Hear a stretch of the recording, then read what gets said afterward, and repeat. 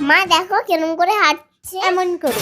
দাঁড়া, তুই বিকলাঙ্গ বাবাকে দেখে পরিহাস করিস? যা, আমি তোকে অভিশাপ দিচ্ছি, তুইও বিকলাঙ্গ হয়ে যা।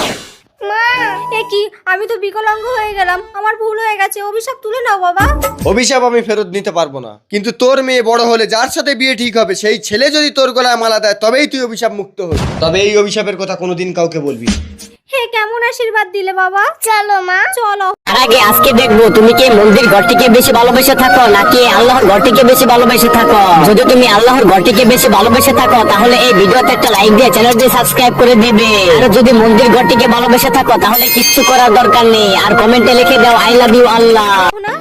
কি ব্যাপার মাধবী, তুমি কাজ করছো, আমাদের সেই কাজের মহিলা মেঘলা আসেনি? এই তো আমি এসেছি মালিক, যত কষ্ট হোক কাজ তো করতে হবে। আরে কে এটা? এটা আমার মা। আরে কি অবস্থা হয়েছে এর? এই মেঘলা, তুই আর কাজ করতে পারবি না, যা বাড়ি যা। কি গো, থাক না, বেচারা স্বামী মারা গেছে, ওর মনে হয় কোনো অসুখ করেছে, ও যতটুকু পারে করবে, বাকিটা আমি করে নেব। তোমার সত্যি মায়া মাধবী, ঠিক আছে ওকে কাজ করতে বলো। মন খারাপ করিস না মেঘলা, আমি তো আছি। মা আমি করে দেবো। তুই পারবি না অহনা, আমি করে নিচ্ছি। এই মেঘলা দে, আমি করে নিচ্ছি, দে। থাক মালকিন, আপনি আর আমার জন্য কত করবেন। এইভাবে কেটে গেল 20টা বছর। মা দাও, আমি ঝাড় দিয়ে দিচ্ছি। তোকে করতে হবে না অহনা, আমি করে নিচ্ছি। এই মেঘলা, আমি তোর মেয়ের জন্য জানিস একটা ছেলে দেখেছি, ছেলেটা 4টে অনাথ আশ্রম চালায়। আমি বলেছি অহনা আমার মেয়ে, তুই ভুল করেও যেন বলিস না ও তোর মেয়ে, বলবি তোর বোন হয়। মালিক এক্ষুনি ছেলেটাকে নিয়ে আসছে। মা আমি তো মালকিনের ছেলেকে ভালোবাসি। চুপ কর।